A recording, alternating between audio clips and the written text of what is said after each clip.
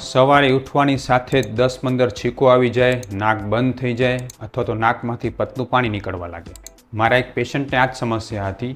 ભીખાભાઈએ 15 વર્ષ સુધી અનેક રિપોર્ટો કરાવ્યા, સીટી સ્કેન કરાવ્યું, એક્સરે કરાવ્યા, એલર્જીના રિપોર્ટ કરાવ્યા.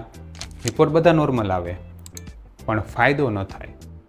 જ્યારે રિપોર્ટ નોર્મલ આવતા હોય ને રોગ સતત એમને એમ રહેતો હોય, વારે વારે રોગ ઉથલો મારતો હોય, તો યાદ રાખો નિદાનમાં ક્યાંક ભૂલ છે.